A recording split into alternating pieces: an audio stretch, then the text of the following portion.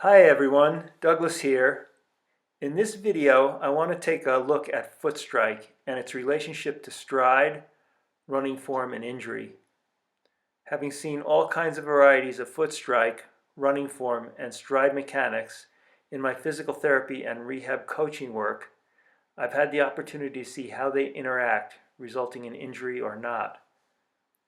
What kinds of foot strike, stride, and form result in injury, and what kind of foot strike and form adjustments need to be made to create injury resistance. I will clarify in this video, 1. What is a healthy foot strike? When does heel striking really put you at risk?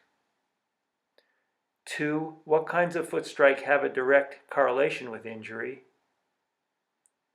And 3, and most importantly, what goes on above the foot strike with stride and form that makes any particular foot strike either a positive or a negative in your running?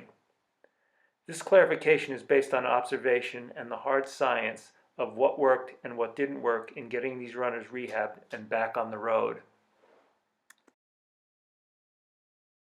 The first myth is that there is anything positive about forefoot striking for distance runners, except perhaps in specific situations for short duration. And defining this so as not to add to the confusion.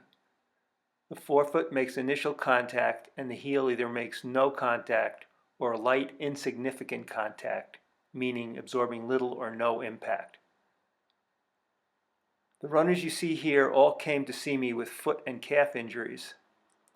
In my experience, this is one of the two styles of foot strike that will create a foot, ankle, calf, or knee injury either now or sometime in the future, no matter what is happening above, meaning form and stride could be perfect. The other style of foot contact that is a danger in itself is the dreaded heel strike with a completely extended knee joint, as in these examples. Otherwise, as bad a rap that heel strike gets, its danger is minimal with correct stride and form. And most runners, including elite runners, make solid initial contact with the heel and often with a large heel strike angle. For example, in these still shots.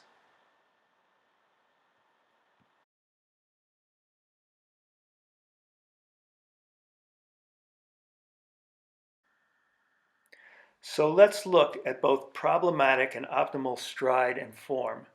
Heel strike with the leg extended too far out front so that the lower leg is at an angle greater than perpendicular to the ground at foot plant is one indicator.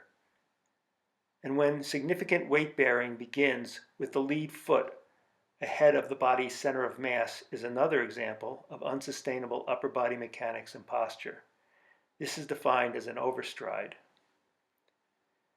There are three common styles of faulty running form that tend to generate the overstride. One is the runner that leans forward from the hip joint, leaving the pelvis behind. The second is a runner who arches their back into a bow shape with the hips back and the chest held high and back. The third runs with an upright torso and legs out front. This one is aptly called sitting back in the bucket. Common to all three are hips that are flexed to begin with, so that getting more hip flexion is an extra effort. What the running body will typically do when hip flexion range of motion is decreased because of poor upper body mechanics is to compensate with increased knee extension. This has an unfortunate side effect of pulling the upward swinging thigh down prematurely, further decreasing the true stride length that is possible with more hip flexion. You can see this in how the thigh snaps back as the knee goes into full extension.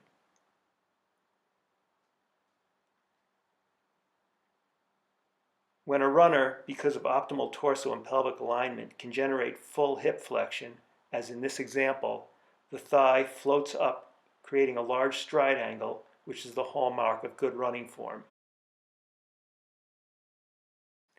In these split screen videos, before on the left and after on the right, you can see the runner's fluid response and ease of movement with corrected form and mechanics. In each of these cases, pain or injury cleared with improvements, sometimes rapidly, often regardless of foot mechanics, except in the case of the forefoot strikers, where it was the change to midfoot or heel strike that cleared the pain. In the first of the two forefoot runners had a foot injury, and the second of the two had chronic calf and Achilles tendon pain that would not respond to traditional therapies or extended rest. The third example is the arched back, with the chest held high and back. Here the hips are in constant flexion and the pelvis is not free to move, creating unwanted dominance of the thigh muscles. The fourth set of clips is the back in the bucket style of running, with the legs out in front of the upright torso, often resulting in hamstring strain.